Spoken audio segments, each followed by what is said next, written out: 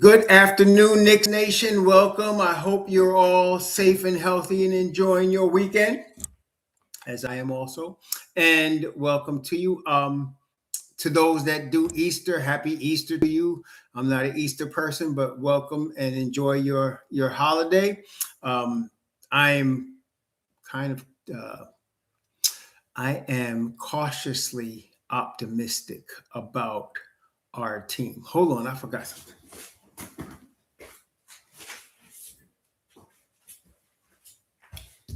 Forgot my Knicks hat. Forgot my Knicks hat. Well, anyway, afternoon, Jay Cruz, Brother Lonnie, Old Man Knicks fan, Mr. Beckett, New York State of Mind, Donnie VYB, Miss Lumlin, Miss Stevenson. Glad to see all of you. John Pettit, Superstar, my brother, Clint Stewart. Glad to see all of you. And as you might have seen in the intro and title, I'm very excited about the three, to me, keys to the Knicks' chances to get into championship contention. And what's up, man? And then Tony Bell, DM Dawson, and Michael, what's up? And Cool Kyle G, Aaron Roberts, welcome to all of y'all. I noted that I was watching the game from Friday last night. Hey, Miss Judy Smith, welcome. I was watching the game from Friday last night, watching the replay of the game. And I noted that when Deuce McBride and Landry Shamet got in the game together, when they got in the game together, the Knicks were up 19. When they subbed them out, so they were on the floor together. I want to say it was probably 6 minutes at that time. When they subbed them out, the Knicks were up 35. I was watching it and I said, wow. Yeah, I forgot that I did.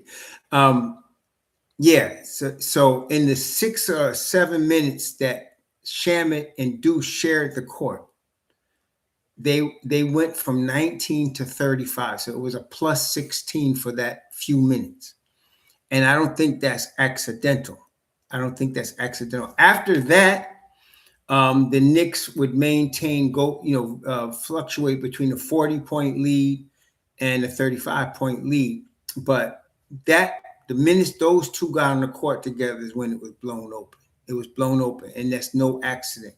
You add Mitchell Robinson to that. And now it was good also that we saw Sohan, run some five that day. So he was rusty because he hadn't been playing, but he looked good also. Shout out to Kevin Bird, what's up? He looked good also. So yes, we do need our starting five to play well. We definitely do, and to be healthy. I wasn't convinced of their efficiency from the Bulls game. And I like what Ian Begley said after the game. Like, in other words, I'm just paraphrasing. Basically, the Knicks were going to blow out the Bulls. We got to wait till Tuesday or Monday to see them pick on somebody their own size in the Hawks. The Hawks are one of the hottest teams in the league right now. Willis, very well, welcome. So I wasn't convinced that the starting five have improved in terms of playing Knicks basketball. Especially, Brunson looked good, but then it was the Bulls. So I saw Brunson get out to the opposite three-point side. I saw Josh Hart do it. Mikal Bridges' shot was still off. He was, he still looked a little bit and not confident. So I'm waiting to see what they do on Monday. But the Deuce, Mitchell Robinson, Shamet is dynamite. That's dynamite. And the good thing is they're all healthy. Okay. And that is a very good sign going into the playoffs. That's a very good sign. So I'm anxious to see this game tomorrow, because really and truly, again, I don't think the starting five is a well-oiled machine right now. Okay, I don't think it's a well-oiled machine. I want to see Brunson play off ball and move the ball against a really good team. See, he did it against Chicago, and that's cool. But I want to see it against a really good team. Tomorrow is going to be a real test to see that. There was no Cat Friday, so we saw Mitchell Robinson. And again, it's a different team in terms of how they play when Mitchell Robinson is on the floor. Welcome, Donnell, 140th Street. When Mitchell Robinson's on versus Cat, it's not. I'm not saying better or worse. I'm just saying they play differently when Cat's on the floor than when Mitchell Robinson is on the floor. So you saw a little different look on Friday. But I want to see how they operate. And also, I do want to say that the Knicks are different this year than last year, even though it's the same starting five. They're playing in a different system, and it's not the same way. Like Tom Thibodeau had them conditioned, and that's using no pun intended, but he had them conditioned to play a certain way and to get ready and to be ready and all of that. Even with McCall's complaining about it, you knew what to expect. With Brown, it took them more than half the season just to get used to how Brown wants the game to be played. And I'm still not convinced that they're solid in that. So, like I said, against the Bulls, I was watching them. Yes, I saw Brunson push people to the outside instead of letting them come down the middle. He did. I was watching Hart do his thing, getting into the middle of the floor, scoring, and then playing defense, real defense that I know he could play. OG has been a consistent the whole season. There's been some exceptions, but OG has been tremendous offensively, and as everyone seems to be saying, it's obvious he's first team all NBA defense. If he's not, I don't even want to know about that no more, because there's no doubt he should have been last year, and there's no doubt that he should have been last year, and he definitely earned it this year. Freddie Billups, thank you for the $5 gift. Can I get your opinion on Jaden Ivey? I would just tell you to go back and look at the video we did, because I did a whole video on Jaden Ivey, but obviously you might have missed it. So I will say Jaden Ivey is a talent worth taking a risk on, in my view. Jaden, I liked him coming out of Purdue. I still like him. I don't feel like we've even seen the scratching of the surface with what he can become. He's a young boy, and because of that youth, I think, and his enthusiasm about his religious beliefs, he sometimes talks when he should be more cautious about what he says. A lot of players in the NBA feel exactly like he does, but they won't say it. He said it. Okay. Now, I feel like a team, and it could be any team, because now he's an unrestricted free agent. So I feel like a team can sit him down and talk to him. And I'm not saying he should compromise his beliefs, but he's not going to change the NBA. So he could keep his beliefs, but he should be less vocal about it in the NBA. And Josh Hart and Deuce McBride and what's the other kid's name? The bench piece, I forgot his name that they got. He don't play much, but they all believe like Jaden Ivey believes, but you don't hear him say what Jaden Ivey said. Okay, so if somebody could sit him down and talk to him, Jameson, thank you, son. Thank you, James Dawson. If somebody could sit him down and talk to him and let him understand that there's times and places to say something, and there's time, and you don't call the league out as unrighteous even if it's true, if you want to continue to play there. It's like, I was talking to my wife about this last night. One of my heroes is Fred Hampton, who was murdered in his apartment by the Chicago police. And one of the things I think about Fred Hampton is, you're in a country that has its political system and structure established. You do not openly say, I am a revolutionary, and mean it without risking your life. Okay? You can say it, and yes, you can mean it, but you're basically going to cut your life short, and if you have work that you want to get done, you're going to cut it all short, because you just declared war on your country. Okay? Even if you believe it. I believe everything Fred Hampton said, but I would not do that if I wanted to accomplish anything, because they would cut it short. And at the age of 22, he was murdered by the police. The same with Jaden Ivey in that sense. Yes, you want to spread your message. Yes, you want to be an example. But if you're playing in a league you do not own, that is paying you, you must be careful how you speak your message. And I think like he could learn that, but he's got to have somebody that is believing like him. Like I said, a Josh Hart, a Deuce McBride, a Jemison on the Knicks. And there's other players on other teams that believe exactly what he believes. But the NBA is not going to change. The alphabet soup is here to stay in the NBA. Okay. That's just how it is. So if you want to play for them, okay. Now let's take Kyrie Irving as an example. Kyrie Irving came out with a certain message that I agreed with. Okay. And the media chose to pick apart and focus on it in a negative light.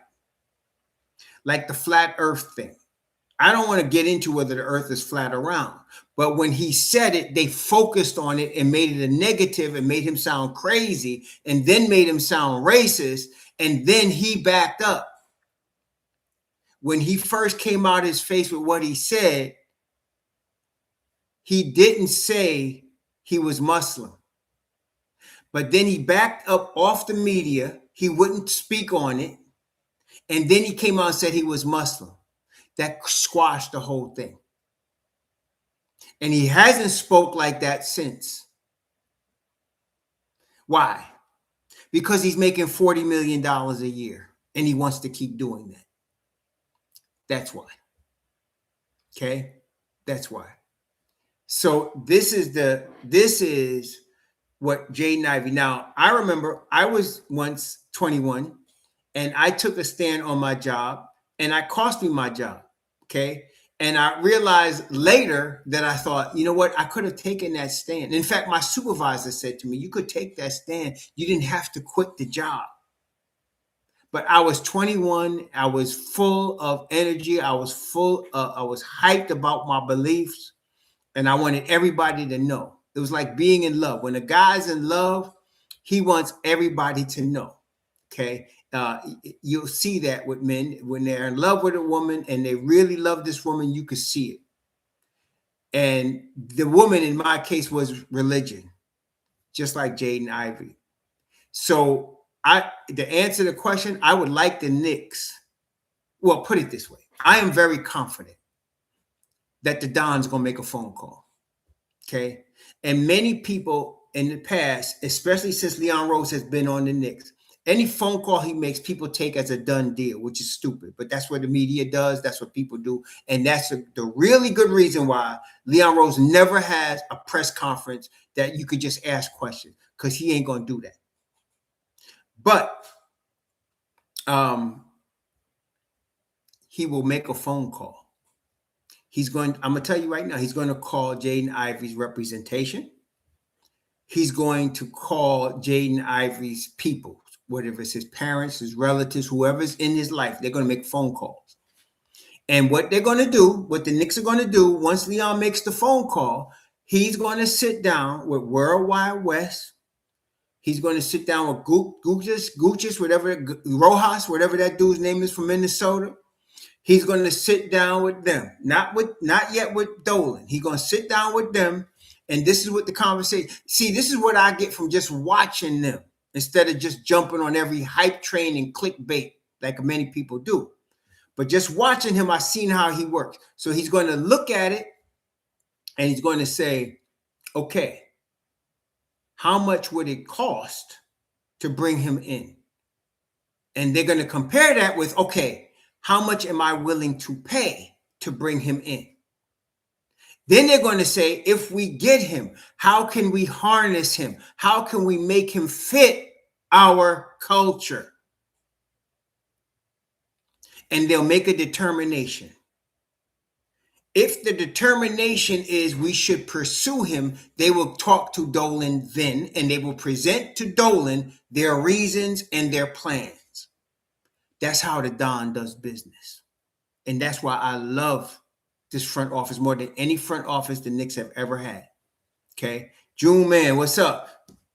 So Mike Servio, what's up? So it's more than in the media, and unfortunately for many in Knicks Nation, it's a very quick what's the word I'm looking for? Shallow decision. And people want to make long-term shallow decisions for very important decisions. The Don don't do it that way. It's going to be thorough. It's going to be thought out. They're going to have a price in mind.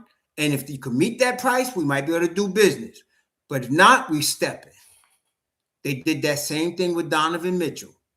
They did the same thing with him. Okay. They do it with everybody. So they contacted Mitchell's people. They contacted the Jazz, and everybody thought that meant they were going to get him. That does not mean they're going to get him.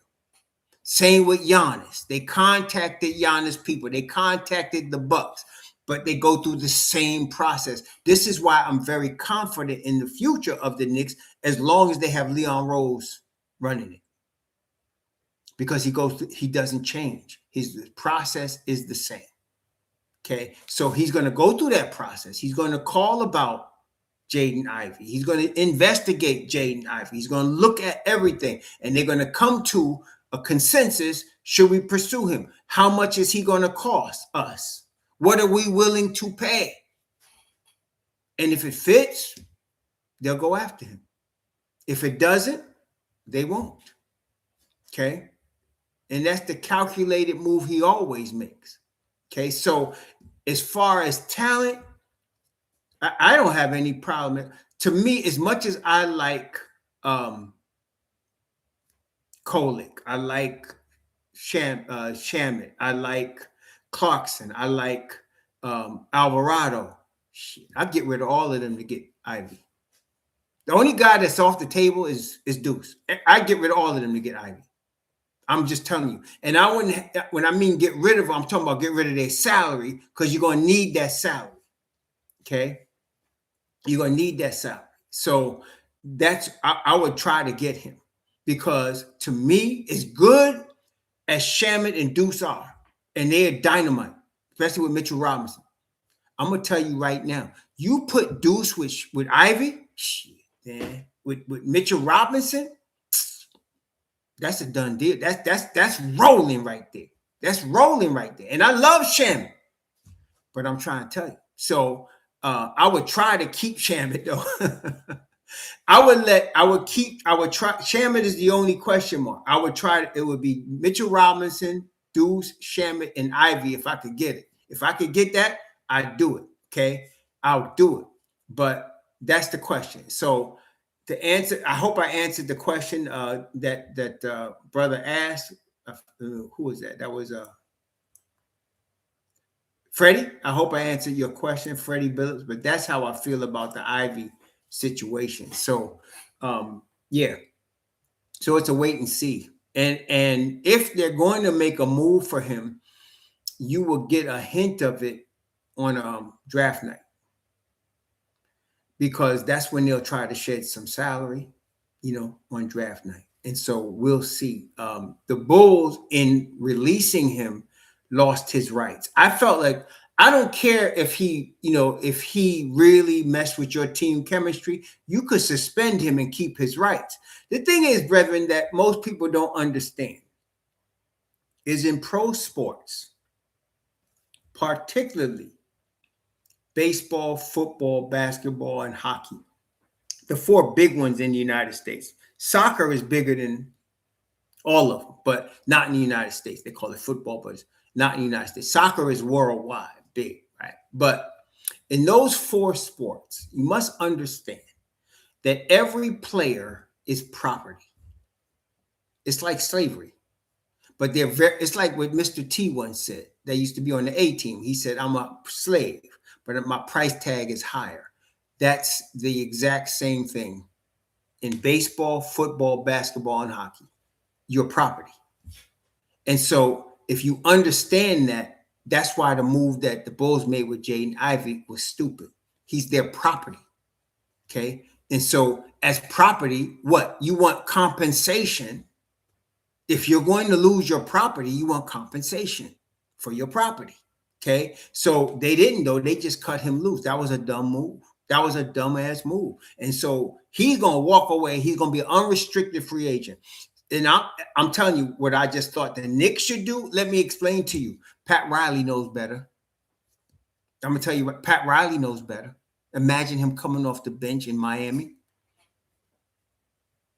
You know what I'm saying? So I'm going to tell you, somebody's going to get him. Question is who and how much it's going to cost. That's the question. The league is going to try to drive down his price. That's why you're hearing in media, like somebody like Perk said, I hope he can get back in the league, or his career might be up. They're using the media to drive down his price. That's what they're doing. Let me ask you all a question. If Jaden Ivey hit free agency this summer without, let's say we didn't hear nothing about this religious stuff. He was just Jaden Ivey balling for Chicago after balling for Detroit. How much would he be worth? I'm going to tell you right now, he would be worth at least 460. At least 460. Probably at least 448, 460, somewhere in that range. Okay. So, but he probably is not going to get that. Okay. It's like what happened to Miles Bridges. When he beat up baby mama, he was out, right? It took a year and a half of him trying to repair his image for him to get the extension that he got with Charlotte. And it was because he could ball. If he wasn't a baller, forget it. They'd have let him walk.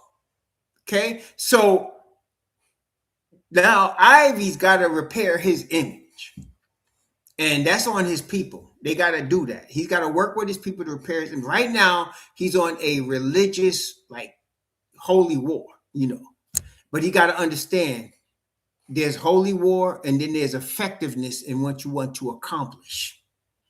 And he's too young, and he's too, he's bold and he's young, and I love it about him, but he's got to be able to back up a little bit and play the game. Got to play the game. See, most of us, and I'm not trying to diss our Caucasian members here, but most of the brothers know there's a corporate game that has to be played, and we know how to play it. There's a way we speak when we're alone, and there's a way we speak when we're talking to them in a corporate setting. It's different. We understand the game, okay? And so we play it all our lives. We know it. Jaden Ivey has to learn the game. He has to learn how to play that corporate game, okay? And why? Because all of us got bills to pay. Many of us got families to feed, so we play the corporate game, okay? It's like, I tell you the truth, when I was, when I came out of college, I had a certain way of looking, and then I went into an independent business. I did mortgages, and I had a certain way of looking, and I did mortgages, and then I did financial planning, and I had a look that came with that role. And then 2008 came and my business failed. I tried to struggle with it for about 3 years, and it just failed. So I finally got one big payday in 2010. It's like I got like 20,000. And I quit the business and I started over, and I went and I cut my hair a certain way, and I put these glasses on. My wife said, "What are you doing with the glasses?" I used to wear contacts when I was doing the financial planning. I said, "No, I got to become a geek now. I got to become a geek. I need another look." I have to speak another language. So I went and got a degree in IT, and then I changed my whole look. And I was working in the bank until I could get my opportunity to leave the bank and get into IT, which I did.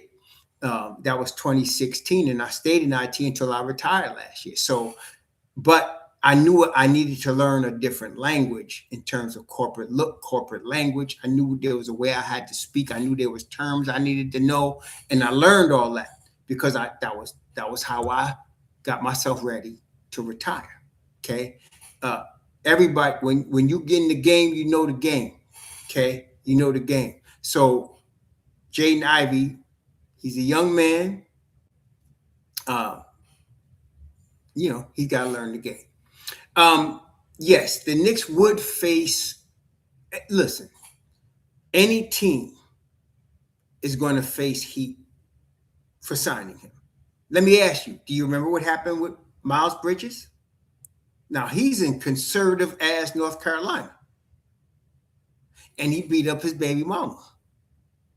And when they didn't cut him loose, didn't they face stuff? Where is all that now? You hear what I'm saying, right? Cool Kaji, you hear what I'm saying? He faced the Charlotte faced a lot for having him. And then when they re-signed him, every arena he went to, they had a whole contingent of women, especially women's rights, going after Miles. Where is all that now? Okay. So what in the media, the good thing in terms of this, what we're talking about the media is some people have, they hang on to grudges, right? But most people forget the grudge because the next thing is here. So you really just got to repair the image and move on to the next thing and give it time. That's all you got to do. Okay. And so with respect to Ivy, okay, yeah, we're in New York City is alphabet soup country, right? We know New York, Atlanta now, DC, and San Francisco, alphabet soup capitals, right? But they just got to play it cool. They got to let the time pass, and then they got to market him. Okay? The same thing happened with Sprewell. See, when Sprewell choked the hell out when Sprewell choked Carlissimo, there were people that did not want him to be able to set foot on the NBA court ever again. Sprewell first sued the league because he had a right to earn a living. Then he had to repair his image. And if you remember, like I remember when they signed him, right? They did a commercial, 2 commercials. One, they showed him getting his hair picked out and he was getting ready to get braids. And the commercial, I think it was a Nike commercial, and they called it the American Dream. Then they did a commercial with him walking down a sidewalk in Harlem next to a project saying, and they played the song, "Thank you for letting me be myself again." I remember those 2 commercials. And that was the Knicks trying to repair his image and bringing him to New York. Okay. And man, it worked. It worked. Nobody ever talks about, how they wanted to blackball him when that happened. But it's worse, really, when it's religion involved. Politics is a tough one. But when you combine, that's what happened to what's his name? Abdul Rauf, Mahmoud Abdul Rauf, one of the greatest shooters that basketball has ever seen was Mahmoud Abdul Rauf. And they blackballed him because his stance as a Muslim wouldn't allow him to salute the flag. You're now combining politics and religion. That's big problem. Okay, big problem. Politics is bad, but when you put religion in it, and especially ain't nobody stepping for you, what happened with Jaden Ivey is different because his religious stance is a stance that a lot of Americans can get on board with. So that's why I think he'll be back, but they're going to have to teach him to play the corporate game. And if he's willing, he'll play. He'll play. Okay. Yeah. That's right. So, and the thing is, Bridges, and and I'm not making an excuse for Miles Bridges, but if you know where he come from, he come from Michigan. Okay, he come from the hardest heart where Michigan wasn't getting clean water, Michigan, and he was poor. That development causes a brother to be a little bit more angry. You see, and I'm not saying there's no way he should put his hands on that woman. There's just no way. But you got to be careful. You're dealing with a powder keg, especially a young man like that. You're dealing with a powder keg. Man. So he obviously didn't handle. Yeah, he's from like Flint, somewhere like that. He went to Michigan State, and yeah. Yeah, I saw that when he was playing. I scouted him myself. That's why I liked him. And I liked, of course, McCall coming out of college for the Knicks. Of course, they messed up that year. But I'm saying those two Bridges boys, now McCall was coming from a different scenario. But Miles was, you could tell that look on his face told you, man, don't mess with him. Yeah, so, yeah, but that brings a different level of rage. To a person's life. Now everybody handles it the same way. See, Draymond also went to Michigan State, but Draymond and listen, if you don't understand Draymond's early career, what he was doing on the floor, do you know where that comes from, right? And then there's this boy not from Michigan, but he got the same thing. What's the boy name? Brooks. Yeah. There's certain dudes that you could just look at it and you see it. I mean, you could see it. Okay. So, yeah, there's that. And then the other dude that played with Brooks, now that was a combination. They both played for Memphis. Dylan Brooks and Bane. Them some rough dudes, man. I'm trying to tell you, rough. Now, there is not just because they black, because there's a white boy with the same thing. His name was Pete Rose. Pete Rose was like that too. I don't know what happened, but you could just see the rage on him. And he played with it, okay? He played with that rage. He did. There's some people you could just look at it and see. It's a spirit. It's a vibe. It's right there, okay? So, but Jaden Ivey is different. That's what I'm saying. I think he can get a chance to come back. Whoever's going to be blessed enough to get him. And I would like the Knicks. I know the Knicks going to put their hat in the ring. I know he's going to put their hat in the ring. But let's see what happens. Yeah, I would not. I'm real greedy. I really want to keep Landry Shamet. I don't care about. I mean, I'm not saying I don't care about Clarkson. I like Clarkson, but if I had to, I would love to keep Shamet, Deuce, Mitch with this guy. I mean, that's all I'm saying, because man, and it's not like you got to make a trade to get him. You just need the salary to match. That's all you need. You need the salary to match. So if you add up Kolick, Daddier, that's $5 million. You add up Clarkson, that's a minimum, right? So that's like $7 million. And then you try to piece together something to get that, make that happen. Yeah, it's hard, but I'm just trying to tell y'all, Jaden Ivey, he's going to be something else. That's all I'm saying. He is going to be something else. When he really develops as an NBA player, he's going to be something else. I'm trying to tell you. There's certain players I pick. Y'all see me do it in the past. If you see me like somebody, I would pay attention. That's all I'm saying. I would pay attention. Because, yeah. That guy could ball. So I'm watching him saying, damn, can we get him? Can we? Playoff lineup is exactly what we think it is, V-Dash. I don't know why people think there's a mystery. There's no mystery to the lineup. You know what the lineup is. V-Dash, you know what the lineup is. We're not changing.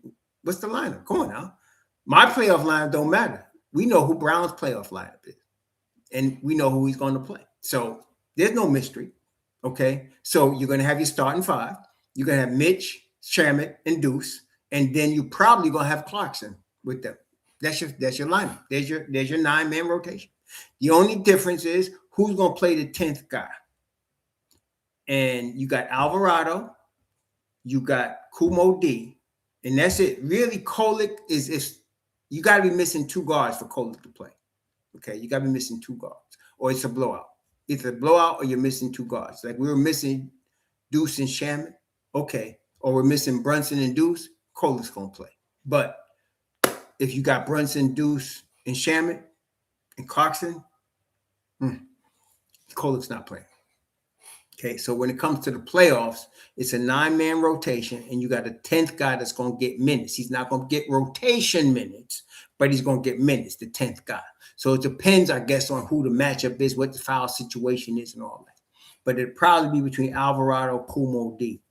Who going to get the 10th guy minutes. It's like 6 to 8 minutes in a game, maybe. That's what you're talking about. But, hey, playoff is playoff. Yeah, Sohan is situational. There's no doubt. Yeah. I mean, look, why did Sohan play Friday? Who was missing? Cat. Cat was missing. Sohan played the 5. Okay. Now, if Cat fouls out, which is possible, in the playoffs, you might see some Sohan. But that's definitely situational.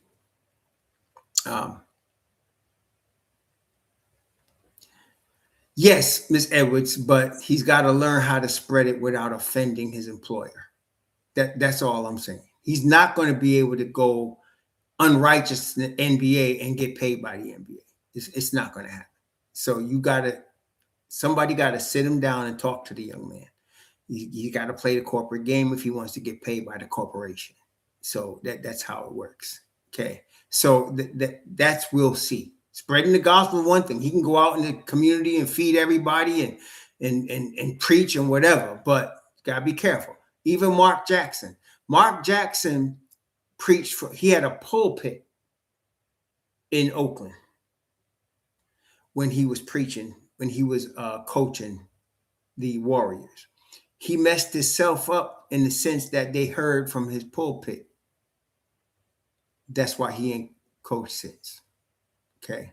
So you got to understand, your private life is yours. But if you're an athlete, you're an entertainer. You have no private life.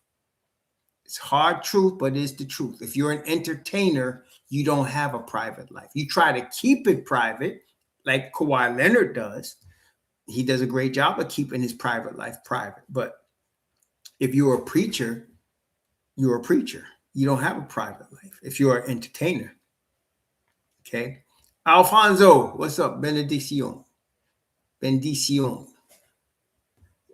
Yeah, so that's where we're at. But yeah, the playoff lineup is the playoff lineup. We just want to make sure that our guys are clicking in the playoff lineup.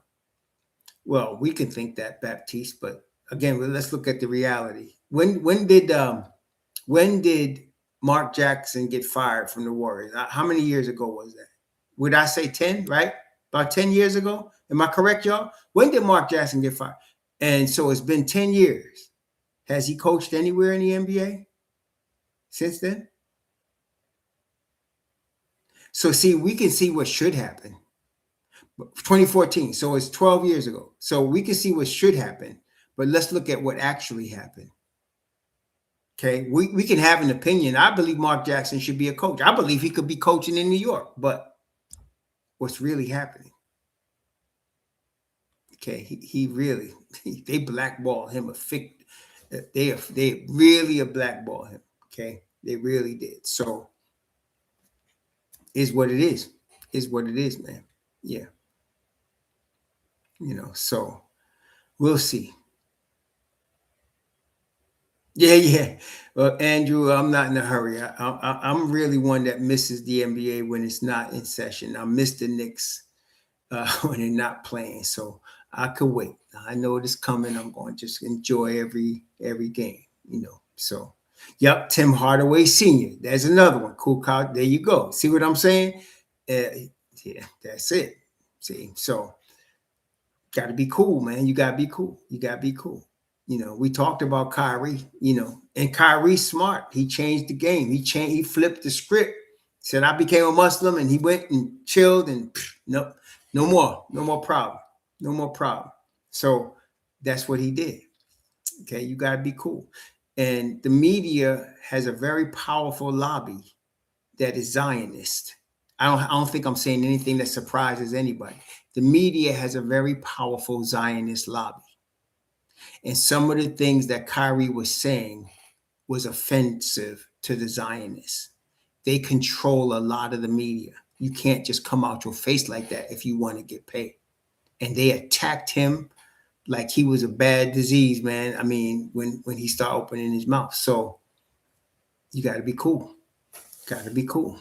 And again, he learned. Kyrie learned. Whoever with him, whoever sat talked to him, he learned. Okay, he learned okay, I got to calm down. Let me calm down. I am sure that he probably believes the same thing he was speaking, but he's not speaking it now. Not on the cameras, not in the league. Okay.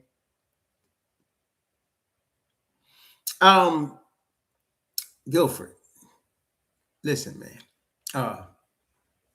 I really don't like to respond to most media reports about what somebody says. The media, look, let me give you an example, just recent example. Friday, okay? So the Knicks win by 40 on Friday, okay? So what does the media ask Coach Brown? Why didn't you play Alvarado? And they're not talking about playing because he did play. They're talking about playing meaningful minutes. Y'all remember that? I think they asked him before that too. The game before that as well. So what the hell are you caring about Alvarado when you could see clearly he's going to play Deuce and Shamet? Well, because that creates a narrative that we can go back and forth on.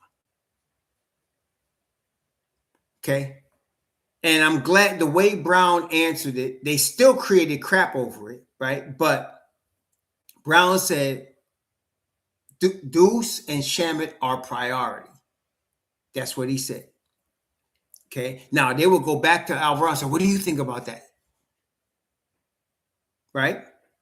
They do stuff to create narratives. So when some player says something, I don't like to get all into it because it's just mostly a narrative created, a seed planted to create negativity.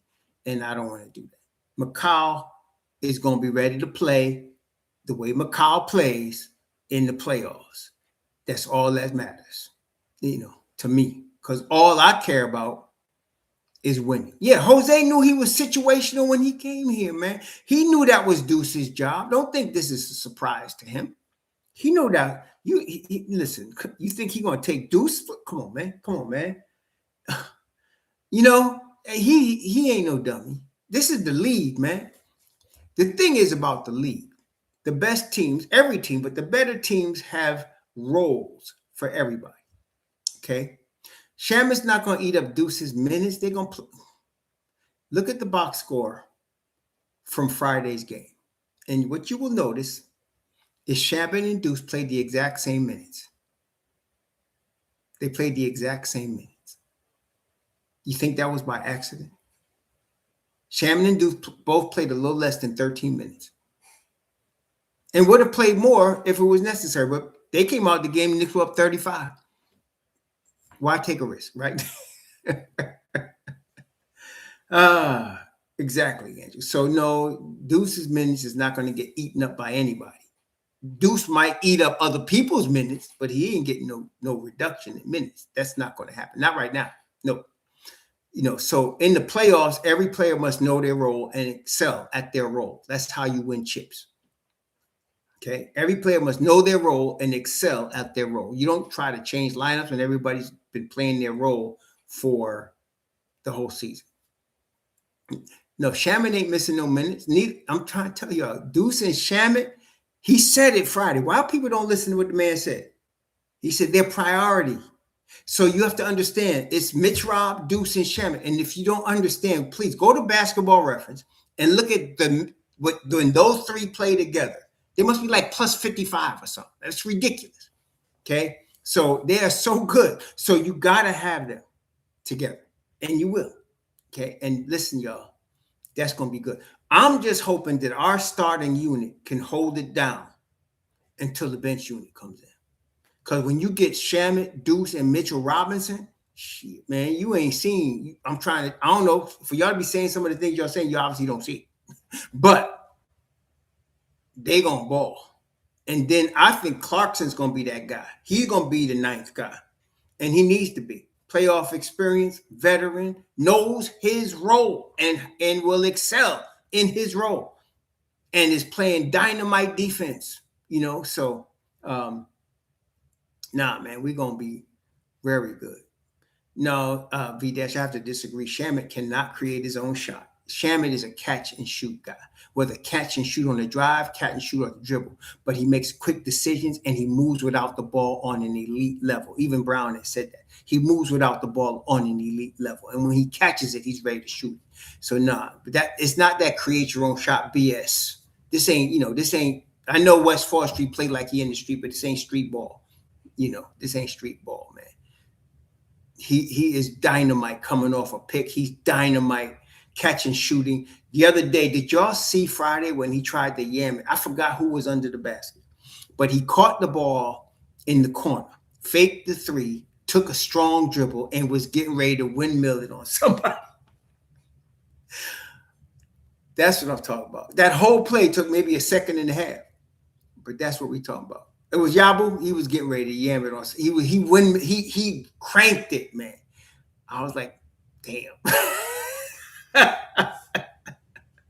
Oh man. That's what I'm saying. Yeah. So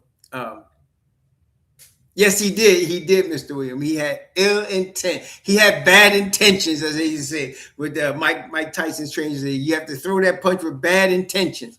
He had bad intentions on that play. Yeah, so Deuce, Shamet, Mitch Rob, that's your core coming off your bench for the playoffs for the Knicks. Keep them healthy. We got, 4 more games. Please stay healthy, guys. That's why Brown played them a little less than 13 minutes apiece Friday. They no need to be messing with them. You got something there. Hey, what's up? Shifty Lee, what's up? Yeah, so, yeah. Again, Prezi, people buy into stupid narratives. I can't help them. You know what I'm saying? I knew from the time Shamet finished last season that he was going to be in the rotation this season. The other guy was just a question of whether they were going to keep Kolek or not. If they signed the other vet, Kolek was going to be out.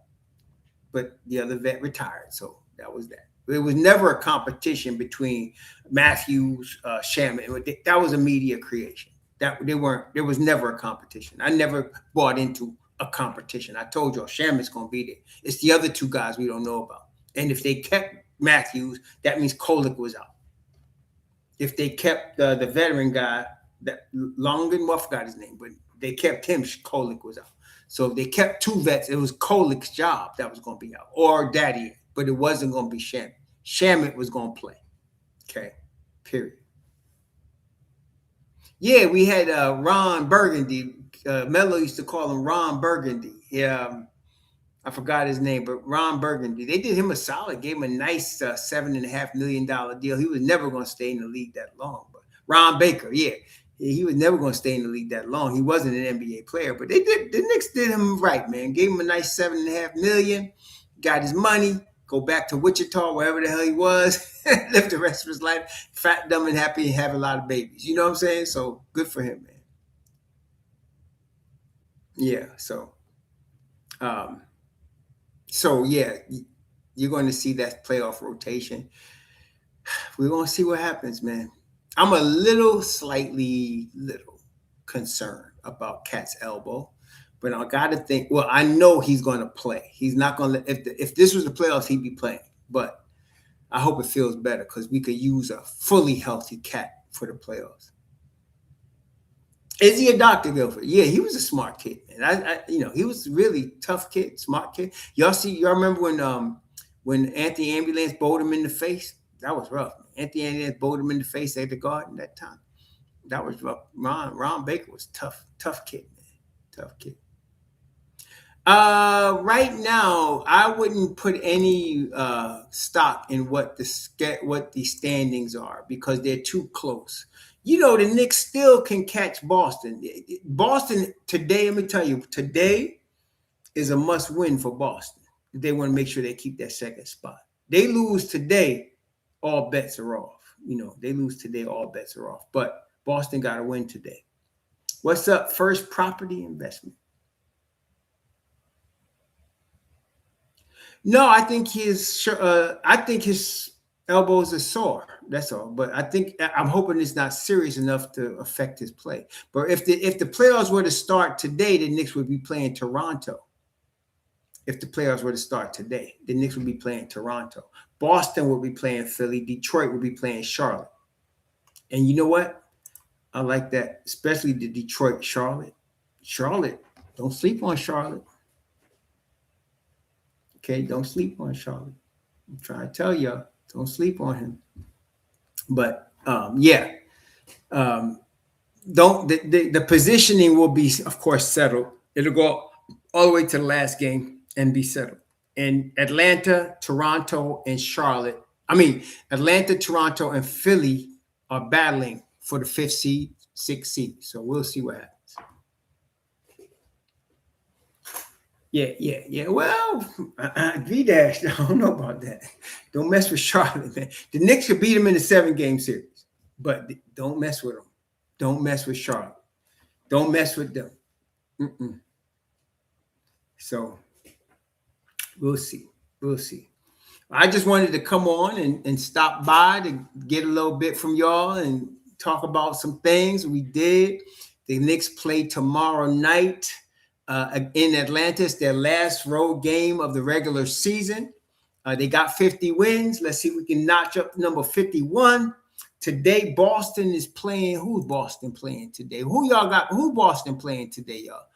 They playing who they playing? Boston is playing Toronto. Oh, that's a good game. Let's hope RJ and them come out with the dub.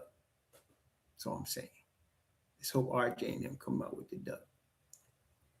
9, Andrew. They're gonna go 9, 9.5. What Coach Brown said, 9.5. That's what they're gonna do. So we're gonna see, man. We're gonna see. Y'all enjoy your Sunday. Be safe out there. If you keep Easter, whatever y'all do for Easter, enjoy it. Whatever you doing, whatever the swine you eating or whatever. Enjoy your Easter and be cool. I want to watch this game with Toronto and Boston and be pulling for Toronto as we all hate Boston. I hate Boston. So, yes, I want to get the 10th seed, man. The 2nd seed, but we'll see. Boston can go a long way to locking it up with a win today in Boston. So we'll see. Y'all enjoy it. We'll talk tomorrow. Shalom.